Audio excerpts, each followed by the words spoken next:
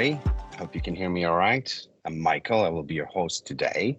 And I would like to welcome you very much to to the next in our series of skills workshops about doing business in Asia.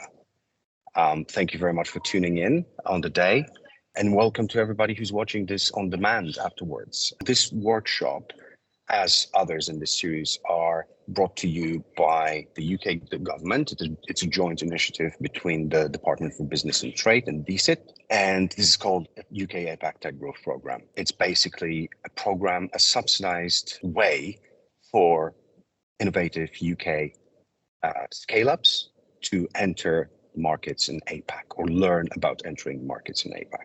You can learn more about this. There's a lot of different things that we do apart from these workshops if you follow the link that you can see on the screen. Okay, so today we have a very special session. We consider this session to be for the slightly more advanced people on their road, on their journey to growing their businesses in the APAC region. We're going to focus on the more challenging markets today. So the Northeast Asia, or what we as Intralink, we define as Northeast Asia. So Japan, Korea, and Taiwan. And we're going to discuss the topic of building your team on the ground, right? So that kind of implies that you should, at this stage, you should already have an understanding of where your opportunity is in Korea and Japan and Taiwan. And you should probably have a little bit of business going on, and now it's time to scale it up. And in order to scale it up, very often what you need is a team that you can trust on the ground. But that's a hard task, okay? So, you've hired people in your home market, probably in some markets close to home as well. You know how complicated it is. Believe us, it gets much, much more complex when you look at the job market in a place like Japan or Korea or Taiwan.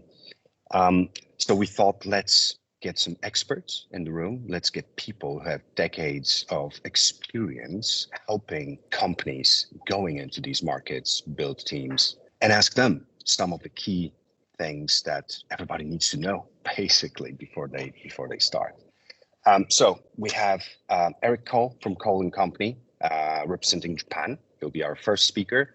After that, we'll have Gordon Dudley from RDI Worldwide, who will talk a little bit about Korea. And towards the end, we'll have Alan McAvoy from Paul Wright, who will do the same for Taiwan. At the very end of this session, we'll have a little Q&A, about 10, 15 minutes, depending on how much time we have. So please do, as we go through this, please do leave your questions in the Q&A section of the webinar. You should be able to find a button somewhere on your screen that does that. So please pop those pop those questions in, and we'll try to get to answering them towards the end. All right. Okay. So without further ado, Eric, could you please, reveal yourself and let's get to your presentation. Very good. Thank you, Mikko. Let me start by saying that I've made some assumptions that the viewers will have done some basic market analysis prior to this webinar. For example, there's some legal requirements which many of you will probably know about if you've had something to do with Intralink, that you need to usually have a legal entity to hire people in Japan. There are some exceptions, of course, depending on what type of activity, but by and large, having a legal entity of some sort is the way to go. Some of you may have heard of employer of record services. These services can be very effective, but often in very narrow set of circumstances. The risks often outweigh the rewards, but again, it depends on specific cases. So for questions on these matters, it's best to speak with a local attorney to advise you on the current laws and regulations. Moving on to the next slide. This is really the most important thing for everyone to know about the Japan market. This little graphic is pulled from the Financial Times. Anybody who follows the news will know that this is a key problem with the local market. Demand really outstrips supply. There are fewer workers for increasing demand. And it really is a seller's market. And the intensity of the demand and the low supply really will dictate every aspect of your recruitment process, how you advertise and promote your openings, how you position your company, how you communicate with and interview candidates, the time you take to interview and the time that's involved in the hiring process, the consistency between what you say and what you do. That's a very key thing.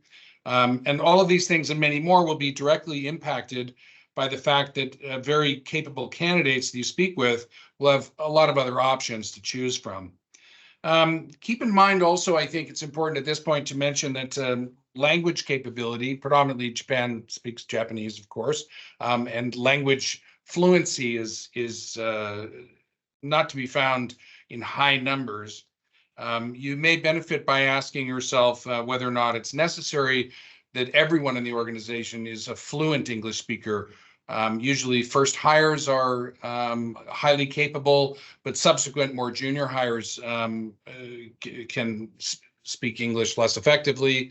That will certainly reduce the overall costs. Let me move to the next slide here. Where to find talent? The reason that I mentioned this and show this slide is one of the main sources for finding people in Western markets is LinkedIn, advertising on LinkedIn and promoting on LinkedIn. But in Japan, it's a tool that really just doesn't have the degree of penetration that it does in other markets. So what we advise people is, of course, use it. Go ahead and advertise your positions, and once you've got an established entity and whatnot. But if you find someone amazing, you're just getting lucky, and that's not really a hiring strategy.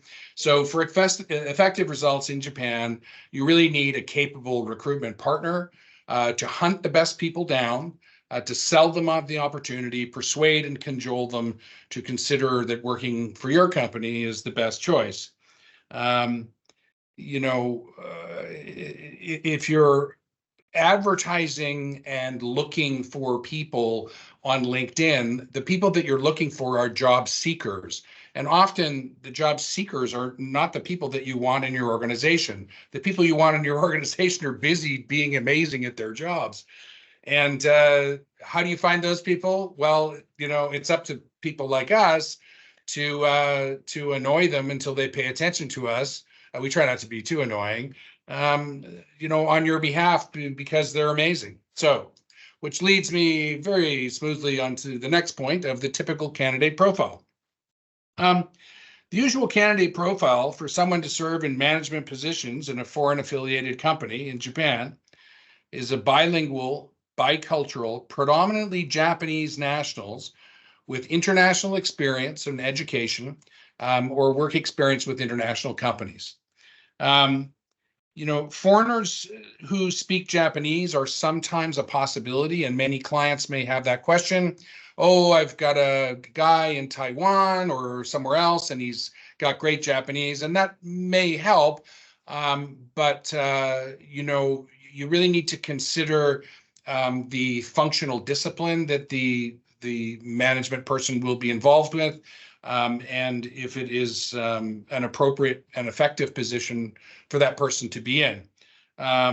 Functional disciplines like sales really have demands that are quite domestic in nature, so it may be more appropriate to have a Japanese national in that position. We recently had a client from the UK that asked us to replace their managing director, who was a foreigner who could speak speak Japanese very well. And we found a Japanese national who could speak English very well, and their business has doubled in that time. So, you need to be very careful about that. Another thing which I think is worth mentioning, which is somewhat unique to Japan, which can cause a lot of problems. The title of sales directors vary greatly with that title in Japan. Some sales directors hold that title, but they are very administrative in nature and they're not hunters. So it's very careful to clearly identify the type of candidates that you're seeking and avoid hiring a sales director whose priority is to take orders as opposed to go out and hunt deals. But that's just an example of some of the information that experienced recruiters can share with you. My next slide, get your ducks in a row. Being prepared before you come into this market is extremely important. So you'll want to do your homework or get your ducks in a row and really research the market. You'll want to find a competent recruitment partner that's aligned with your company's business and your goals. My firm specializes in the consumer goods industry sector. Of course, we do a lot of B2B, and there's some tech that's involved, of course. But there's some areas where we don't specialize in. For example, we're not deep into med tech and this type of thing. So it's really important to be aligned with the recruitment partner who's got experience. And I can't stress this enough, okay? It's worth the effort. Get the references.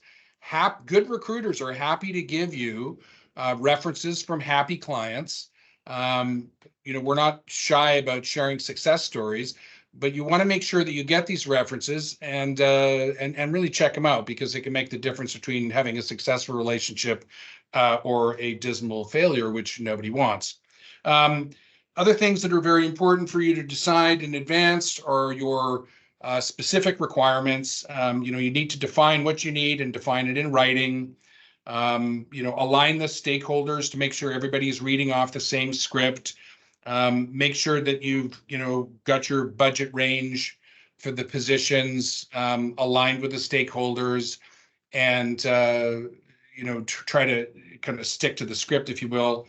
Another thing that's really important is knowing what the steps in the process are. So how many interviews are we going to have, and is there going to be a case study, or these kinds of things? These are things you need to decide in advance. And to make sure that this is all communicated very clearly to your recruitment partner. And then once you've defined these things, you can allow circumstances to alter cases, but you don't want to change the basic script. And by this, I mean, if you're talking with a candidate and the expectation from the candidate that's been communicated to them that the compensation is, say, 150,000 pounds, and the title is senior manager or something to that effect, but then you offer them significantly less than that with a different title, then you're very, very quickly develop a reputation in the market which really won't help you very much. Moving on to the next slide, you need to be prepared to be competitive. Now, of course, this is true in most recruitment markets, but particularly in Japan, you need to be competitive in terms of compensation, working conditions, and environment. A nice office, a convenient office, career advancement opportunities, benefits, like work from home or not. Increasingly very good candidates who are bilingual and bicultural, look at foreign companies and they see opportunity and they're comfortable with the degree of risk. That alone sets them apart from the majority of domestic Japanese who don't have foreign language exposure or experience. So these people are generally in high demand, and it's in your best interest to be competitive. In the past, traditional trading houses like Mitsubishi and Mitsui and other companies like that were seen as really, go-to priority employers. But these days, it's companies like Google and Facebook and that are scooping up the talent, and they're very, very competitive. So it's important that you do maybe some surveys of what similar candidates are looking at in terms of compensation and responsibility before you kind of dive in. And again, your recruitment partner can help you with that kind of stuff. On to the next slide. You need to be prepared to move quickly. I mentioned this specifically, although it may seem obvious in the context of the other slides that I've shared today. But, when you consider the time and investment of resources to find attractive candidates and they're interested in your company, if you delay the process because you need to, bring in somebody else that's not in the interviewing schedule, or needlessly delay, you'll lose those candidates, and it's extremely frustrating to everybody that's involved. So, you need to keep in mind that the good candidates often have multiple offers. So 10 years ago, it was rather unusual for candidates to have multiple offers, from good companies. Now it's normal. So if you're slow, you'll lose, unfortunately. And the next slide is to be respectful. Everybody knows how to be respectful, or they should.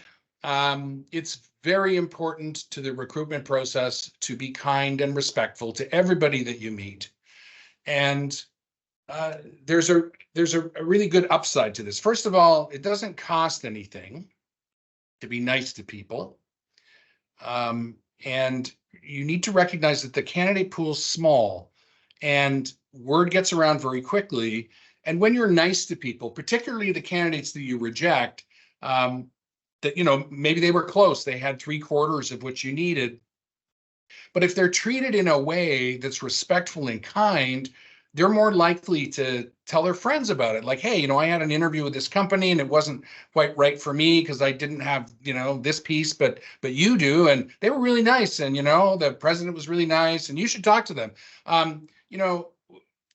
Some people, when they're involved in the recruitment process, won't stop to think about that. But I mean, what a waste. I mean, so, just being respectful and kind to the candidates is a really great way of ensuring that your reputation is good, and it's a great way of expanding your network because people will like you. So those are some high-level points about recruitment in Japan. I'm happy to answer questions at the end of this presentation. But for now, that's it. Thank you very much. And I'm going to relinquish my camera and my mic.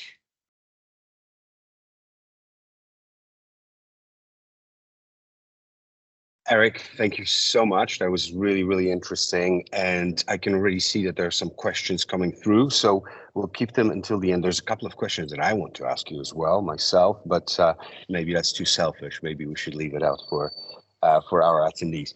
Anyway, lovely presentation. Now let's move on to the next one. Next up is South Korea. So we're stopping by Seoul, where we have our partner, Gordon Dudley, who will be telling us about his market. All right, Gordon, are you there? Hello, everybody. Good morning, good afternoon, and good evening to everybody on the call. As kindly introduced, my name is Gordon Dudley, and I'm going to be taking you through some of the most important need-to-know factors that you should keep in mind if you're thinking about hiring in Korea. So a little bit about who am I, or as we say here in Korea, 내가 누구게, which is literally what we say in Korean. So I am the CEO of RDI Worldwide. This is a company that I established in 2016 here in Seoul, where I have been based since 2010, originally from the UK. And at RDI, we help companies to enter into the Korean market, specifically focusing on bilingual talents, whether that's a first hire of boots on the ground or an expansion of an existing company. Beyond that, I also run the Get Stuff Done podcast, a weekly podcast which goes out where I interview leaders about doing business internationally. And as well as my partnership with Intralink over the last few years, I'm also a director at the British Chamber of Commerce here in Korea. So that's a little bit about me. And if we go into a very quick overview, for those of you who are not too familiar with Korea, so Korea has a population of around 51 million, slightly smaller than the UK, but it has a higher life expectancy than the UK, ever so slightly, and an incredibly high graduation rate. This means with 76% graduation from university, that pretty much the entire talent pool is having a university degree. Economically, currently Korea sits at 13th rank globally with a 1.3 trillion GDP and has a GDP per capita of around £26,000 compared with the UK's there. The good thing is that even though we went through Brexit, the FTA was rapidly re-established with Korea, and that has continued to grow every year since then to a current volume of £13 billion on an annual basis. With an ease of doing business of ranked 5th in the world, there are definitely some things which are very easy to do business when it comes to global companies, but there are also some things which are rather challenging. Some of those things are also invisible. So let's now jump into some of the most important factors that you should consider if you're looking to hire in Korea right away. So the first one that I want to come to, and this was also touched upon by Eric with regards to Japan, but Korea is really the land of speed, or as said locally, bali bali, which means hurry, hurry. Everything has been done quickly here in Korea. The country has developed quicker than any other nation in modern history, going from a donor recipient to donor country faster than any other with regards to international aid. And that speed is very much reflected within doing business as well. So Seoul is a 24-hour city, I would say, from my experience, even more so than London. And that is reflected with the longest or second longest working hours within the OECD.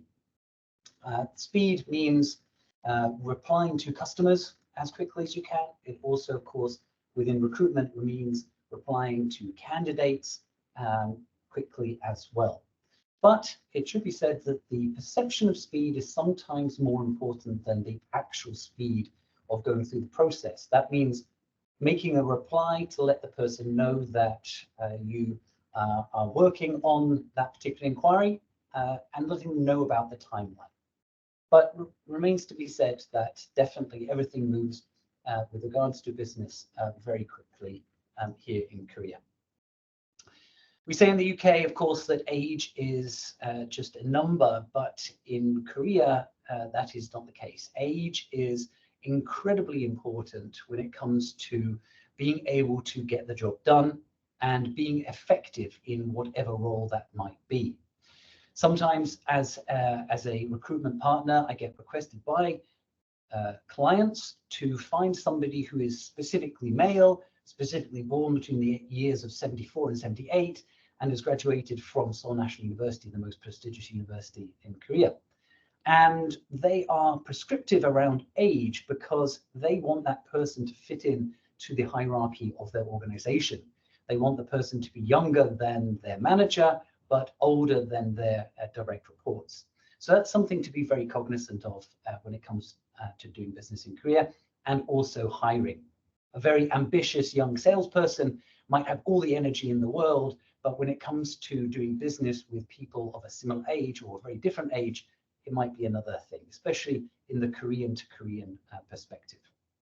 So that's a lot about expectation management. The higher the position, the more senior the title, the more expectation can come from that. And that, of course, then has effects on your business.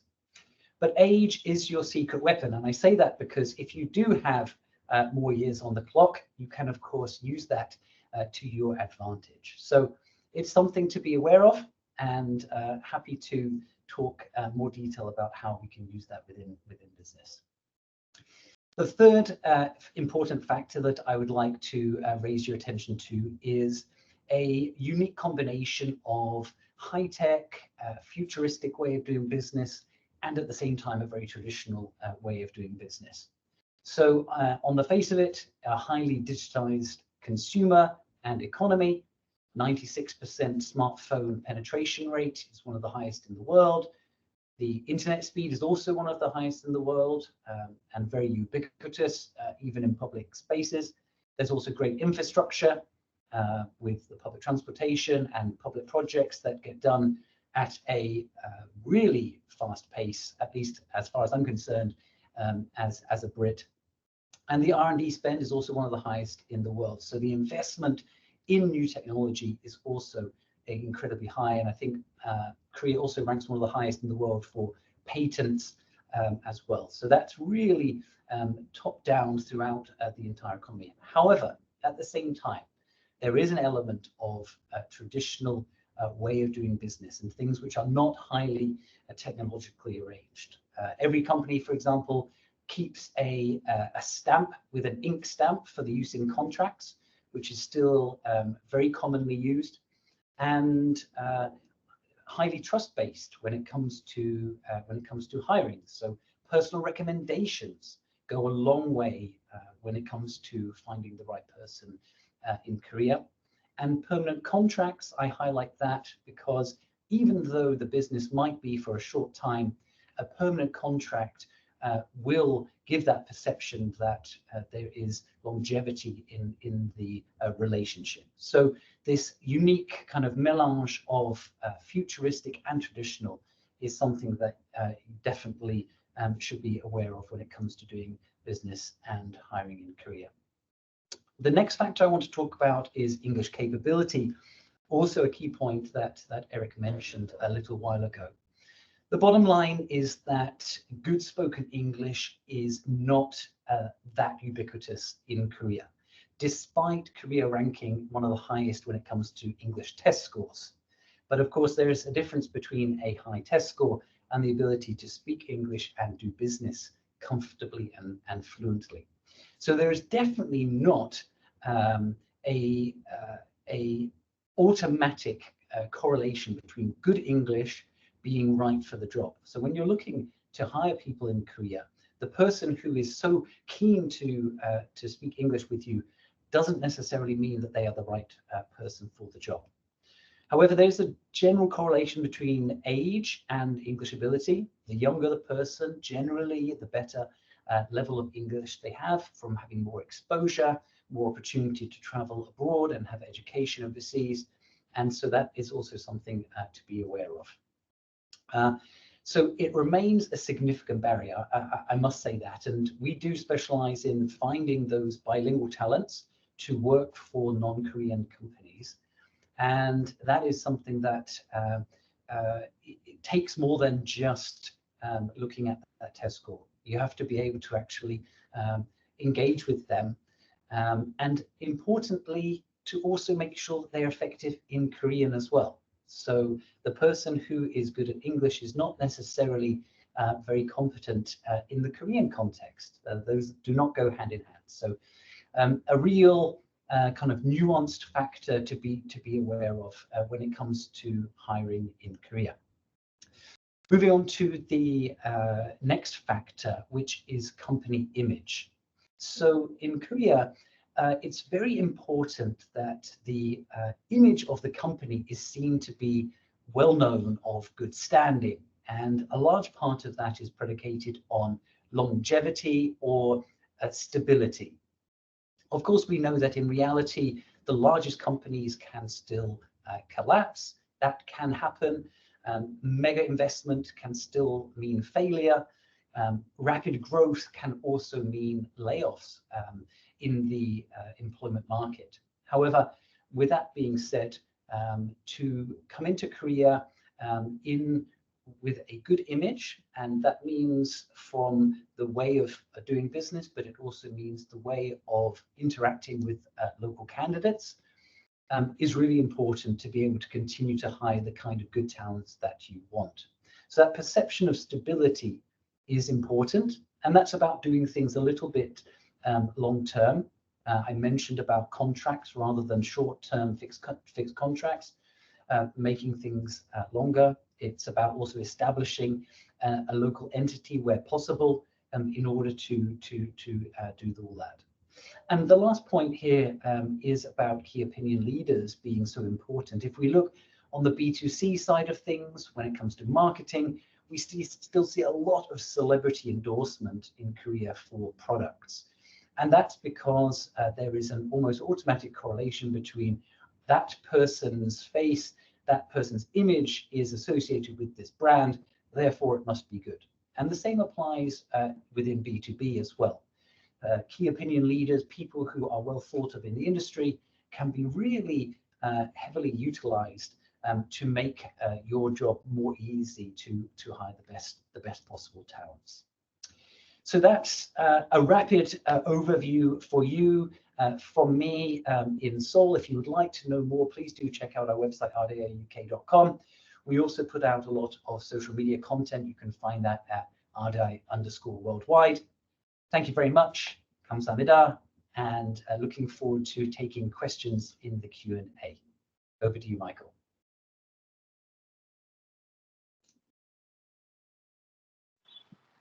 Many thanks, Gordon. That was really, really fascinating. Thank you so much. Please stick around. We're going to get to Q&A in a second. Now, the last bit for today. So we've done Japan, Korea. We're moving along to Taiwan, and we have Alan. Okay, thanks for the invite, everyone, and thanks to Gordon and Eric for their explanations about Japan and Korea. Taiwan, obviously, there's a bit of overlap as well, along with some nuances. So let's get into that. Okay, so first, I'm going to introduce who I am. So I'm from Edinburgh, born and bred. I've been in Taiwan since 2009, so 14 and a bit years. I'm an executive recruiter with Paul Wright Group in Taipei. I also teach at a few different universities, mostly in business, GMBA, MBA types of classes, and I write and produce a lot of content, so articles about the business and culture world in Taiwan. Okay, so as a quick overview of Taiwan, we've got about 23.5 million people, 850,000 foreigners, 92% of which are classified by the government as blue collar, mostly from Southeast Asia. There's a very high standard of living here, very low birth rate, a bit like Korea and Japan, very good GDP, purchasing power parity is very strong here, especially famous in the semiconductor industry. I'm sure many of you will have heard of TSMC, which is our biggest company, but Taiwan's also very strong in electronics. Companies like ASUS and Acer. Manufacturing is a bit of a hidden skill here. For example, most of the world's bicycles are made by Taiwanese manufacturers, golf clubs, golf balls, tennis balls, microphones, a lot of components industries based here as well, textiles as well. Taiwan's very strong in gender equality. There's a very low level of crime here. It's a really nice place to do business in general. Obviously, the political tension between China and Taiwan means that we don't have official embassies, so we just have trade offices, which I'll go into a bit later. The fact that Taiwan doesn't have a seat in the United Nations is a bit of an issue. Very long working hours like Japan and Korea. Okay. So if you are a British business coming into Taiwan, you can recruit through LinkedIn. LinkedIn, the penetration rate is really strong here. 104.com.tw is the local website. So a lot of junior level positions will be recruited there. That's the website that is, very localized to the Taiwan talent force. There are other ways. There's, Chambers of Commerce. Cake Resume is a Taiwanese company that does a lot of software recruitment. There's also Facebook groups like non-teaching jobs in Taiwan. I listed All Hands Taiwan, Taiwan Impact Entrepreneurs. So there are non-traditional ways of recruitment alongside 104 on LinkedIn. Okay. In terms of the interview process, I don't think there's too many nuances. People are okay with doing online interviews a bit, especially post-COVID. I think 3 to 4 rounds of interviews. It's usually okay to give people things like English tests and IQ tests and personality tests, whatever is the standard that you go by. I think it's okay to do that here as well. I'm going to reiterate a point that Gordon made about English level and competence. I find a lot of the foreign companies, if they're very new to the market, will make the mistake of judging intelligence based on English level, which is not obviously correlated. Judging motivation, red flags, these types of things. I think in general, Taiwanese are quite non-confrontational. So they hesitate to have difficult conversations. You won't hear a lot of pushback, even if there are big concerns that they have about joining your company. Sometimes you have to dig a bit deeper and push a bit more to get that feedback. And often they're more comfortable giving you a challenge in an email as opposed to face-to-face or via phone call. In terms of trustworthiness, honesty, and integrity, very, very strong here. The Taiwanese are very easy to work with, very friendly, very honest, high levels of integrity. Headhunters, obviously using headhunter can be a quick way to find good people. And we usually charge about 23, 25% as a market average. A lot of contingency here as opposed to retained. There's a lot of good firms, there's including some British firms. My firm is quite good as well. We have about 15 people here. Okay, next page. The Taiwanese working culture. After that one, Taiwanese working culture, what to know. So directness of communication is something to think about. People here don't tend to say what they think. So managing can be quite difficult. It can be quite difficult to get constructive feedback or any feedback from subordinates. Obviously, Chinese level, if you're going to hire or if you're going to send a British person over here to manage the office, making sure that they understand the cultural nuances as quickly as possible is very important. And I think directness is a big part of that. Basically, you have to soften yourself as a British person working in Taiwan. Yeah, over time, outside office hours messages is very normalized. Like basically it's a 24/7 work culture. Okay, next page. Salary is pretty low here. The average level, entry level is about £1,200 a month.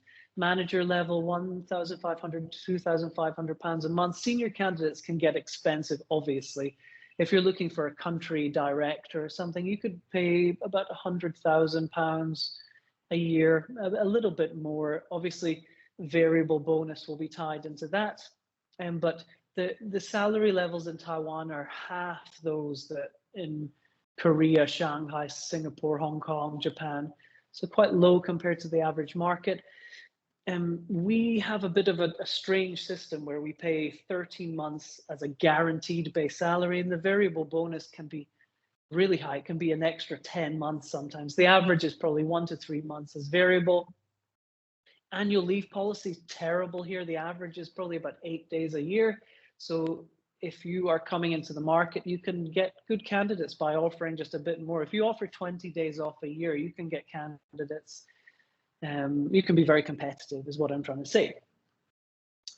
And so anything else to consider, the next page. So where you put your office is very important. Almost everyone is in Taipei. The semiconductor industry is very strong in Hsinchu. Manufacturing in the south and central regions, although if you're a serious business coming into the market, I think you have to be up north. You have to be in Taipei, in the capital city. I put here corruption, bribery, legality. Everyone is very by the book here. There's no kind of shortcuts really. There's no under the table bribing. There's a lot of red tape, a lot of bureaucracy. People tend to follow rules. It's a very rule following culture. The younger generation, older generation, there's a massive gap there. The younger generation want freedom and they want to be a bit more flexible with office time and things like that. So you can get good candidates by being a bit more reasonable and less top down, giving people decision-making style. I think if you're trying to find good candidates, offering them more money is just a very simple way to do it. Although if you can offer things like hybrid working style and a nice office or even remote work, you can do very well. I put here at the bottom war with China because obviously the Western media paints Taiwan as being under the threat of constant war. Most people here don't really think that. People don't seem to see it as a major risk. They don't think it's a realistic outcome. So, and I haven't seen any people or businesses leave Taiwan because of the looming threat of war. So basically what I'm trying to say is on the ground, it doesn't seem like it's such a big issue, although that can change at any point. Ultimately, China is unpredictable. But there, yeah, so thanks very much. Happy to answer any questions. Please get in touch if you have anything specific you want to discuss. Thanks very much. Alan, thank you so much. That's excellent. Please do stay on and on your camera. And I would also like to invite back Eric and Gordon as well. If you could turn on your cameras now for a second, if you're still here, hopefully. I'm going to stop sharing the screen for a moment, just so we can kind of settle down and have a little bit of a chat. Look, really good stuff. We can tell that the there's some complexities. There's some through lines as well through Northeast Asia. Some things that you've said sounded quite quite similar, right? It's competitive. It's not as it used to be. It's more complex, complicated, expensive, etc., etc. But I want to go back first to what Alan said, because I think he really said towards somewhere in the middle of his presentation what everybody here is kind of waiting to hear, and that is the numbers, right? So Alan, you talked about the entry level sort of average salary and the mid level, and then the executive sort of senior level. Gordon, I mean, is it even possible to put these kinds of rough numbers in front of our listeners for Korea? Well, there's always a range, which is sector dependent. That must be said. But I think if we were talking about a country manager for a manufacturing company, let's say, looking to have that person be mostly a sales representative, then the numbers are very similar. So around 100K GBP as a base salary would be a decent base salary to be able to get the right kind of country manager to start that business and get that going. Minimum wage here is approaching $10 an hour. So on the monthly basis, that's coming out at around 2.5K. But of course, if we say a starting salary at Samsung Electronics, then that's obviously going to be approaching something in the order of already £50,000 per year as a graduate starting salary. So that's obviously the most upper end of starting salary, but at the other end, a country manager around 100K. Got it. Very interesting. Okay, understood. Eric, what about Japan? I would imagine it's going to be somewhere closer to what Gordon was saying rather than Taiwan. Well, it's quite a bit more expensive, actually. The hiring a general manager in Japan for a startup company for 12 million yen or something like that. That's too cheap. You don't think you'd be able to find anybody. It starts at 18 million yen, which is, I'm not sure my to convert that into pounds, but the yen with the dollar is all wonky these days, so it's still, I mean, by that metric, it's relatively cheap. But executive salaries here are cheap in comparison to their Western counterparts, but they're relatively expensive. Most of the work we do is 10 million yen and above. We tend not to get involved with the lower level searches unless there's an existing relationship or a real reason why. Now, what's to 10 million yen now is what is that, $75,000 a year, which is cheap. But that's the base level. So most of what we do is kind of around the 20 million plus mark. So yeah. Got it. Got it. Okay, understood. Understood. I mean, there's probably like Gordon said, there's ranges and it differs, Sure. sector to sector and then qualification. But that's very useful kind of baseline to know from all of you. So thank you. Sure. There was a little bit. I forget who mentioned that, but there are some expectations that people have towards the interview process, right? I spent some time in Asia as well and interviewed for a few companies in Asia, and it's always been a very well. The process is always the same, and everybody gets the same thing, right? Whereas I think in the West, it's a little bit more kind of up to the hiring manager to to let their personality shine in the interview as well as they interview someone they want to hire. I mean, how do you see that in your territories? Is there a fixed method for everybody, or maybe per company, or is there quite a lot of individualism into how the interview is run? Alan, maybe you could start with that one. Yeah, it's a good question. I mean, we tend to just do what the client wants. So if the standardized process for the client involves 4 rounds of interview with these different people, then that's just the hoops that we jump through. Like I said in my presentation, sometimes the clients want to offer English tests or IQ tests or case study presentations and these types of things. These are all fine here. You won't get much pushback from candidates unless you're really taking a long time to come back to people, or you're asking for the Google, Apple 12 interview rounds type thing. So I think it varies a lot. Got it. All right, Eric, what about Japan?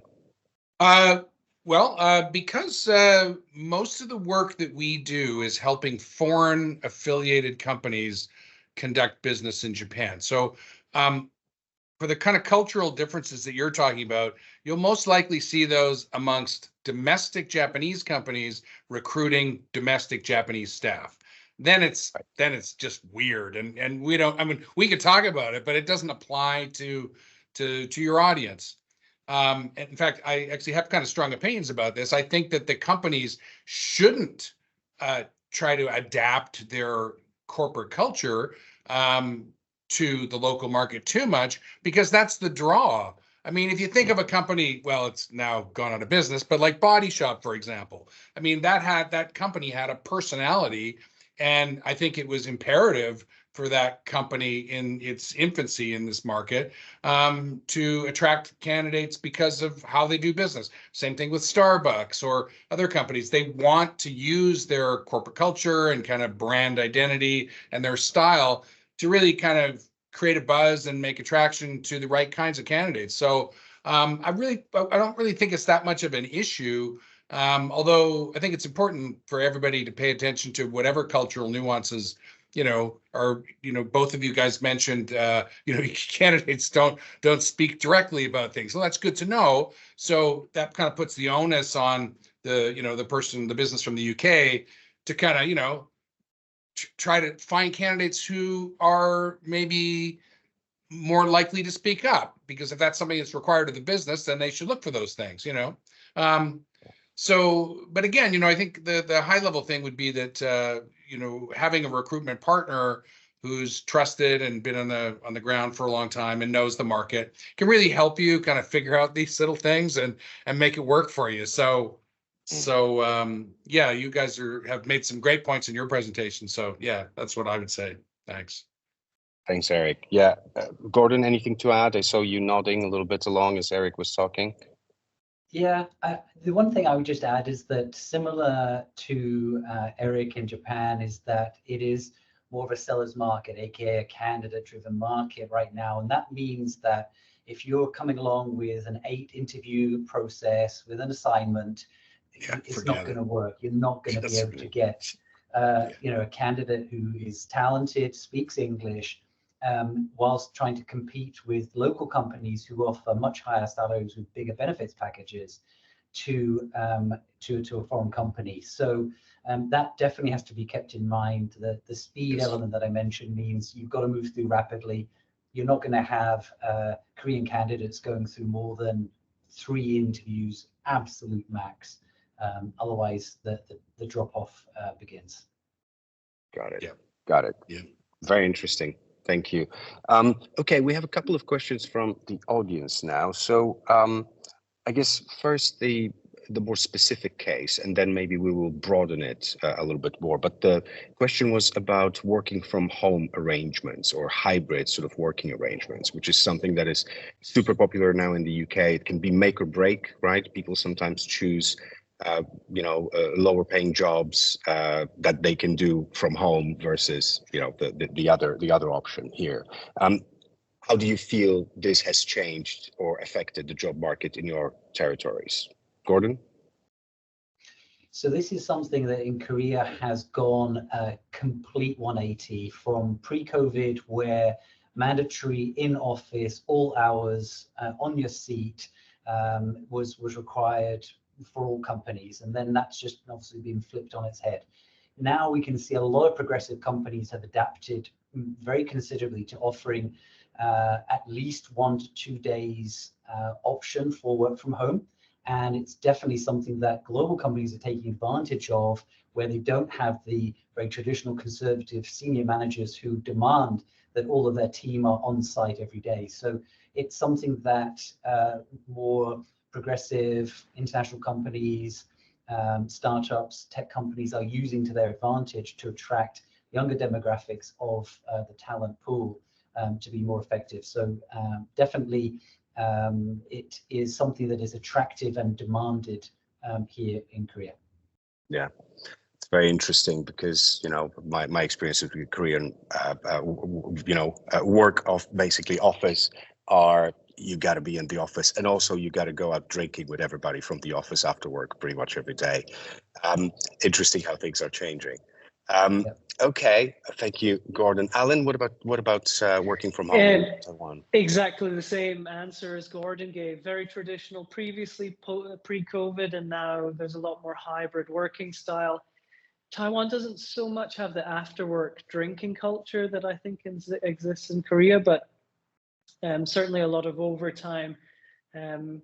Software engineers are the big group that won't work in the office anymore. Basically, if you want to hire any kind of software engineers, you have to give them full remote, which in any case, they could be anywhere in the world. So I don't, software engineers are unique, I think, in the market, and that they won't work from an office anymore.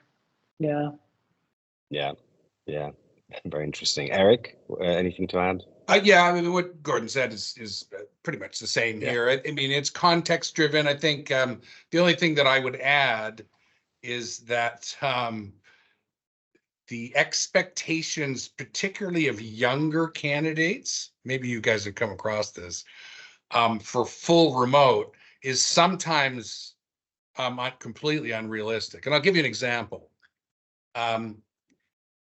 We recently had a candidate who was interested in an HR position that we had, and she demanded that this position be full-time remote.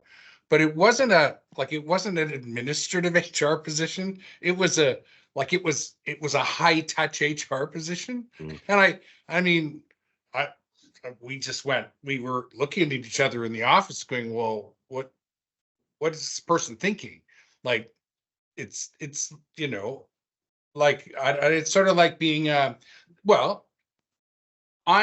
it's like saying that I'm an administrator for a data center, but I'm going to work from home.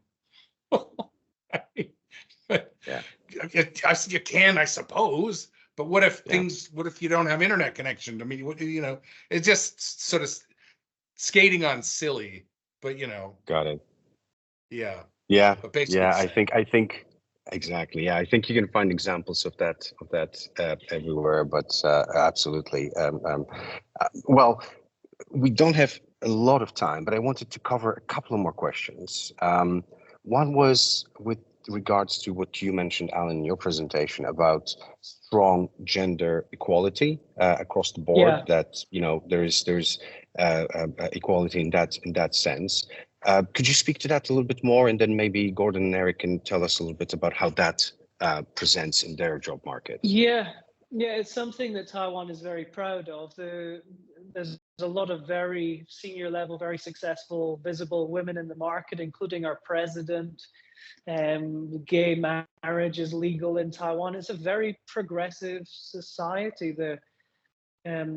I think as a professional recruiter, a lot of the best talent are women here, and I haven't seen any evidence of any kind of pay disparity between the genders. So yeah, if you're looking for a progressive country, I think Taiwan as an Asia representative is very strong. Yeah. Does it also mean, Alan, that when a company, a scale up from the UK is entering the Taiwanese market, candidates will look at the makeup of their board and management and look for companies that are actually quite equal before they, consider whether to choose this job or not?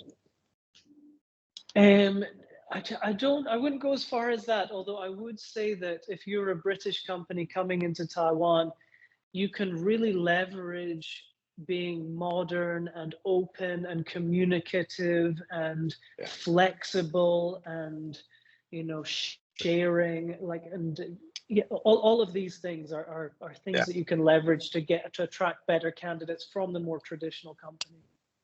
Understood. Eric, you're nodding. What do you think of that, and how does it look in Japan? Well, it's similar to what I said. Well, first of all, Japan's atrocious when it comes to gender equality. But for bilingual, bicultural Japanese female candidates, they're going to look at foreign companies first because they're more open-minded and more egalitarian and equal, and there's better opportunities. So that's a selling point. I mean, yeah. Got it. But yeah, I mean, but how many Japanese women are working for foreign affiliated companies? A very, very small percentage. I mean, and look, there's bad foreign companies too, but I think by and large, the opportunities that exist for women in Japan are most likely seen in senior positions at foreign affiliated companies because people from other countries are a bit more practical. They'll be like, okay, can she do the job? Great, and that's, great. Let's take advantage of that. So yeah. Thank you. Understood. Gordon, anything to, I guess, summarize this section with? Yeah, well, unfortunately, Korea falls in the same bucket as Japan on the gender equality. The Economist Glass Ceiling Index puts Korea at the bottom. So this, if we look at it from the other perspective, much like Eric said, is the great opportunity for companies coming into Korea, because the female workforce is just as highly educated. It is also, I would say, having a higher level of English, generally speaking, and they are also looking for the types of companies that offer the equal opportunities for them not to be held back, or, as was mentioned before, where there is such excessive company drinking that your nights are also the companies as well.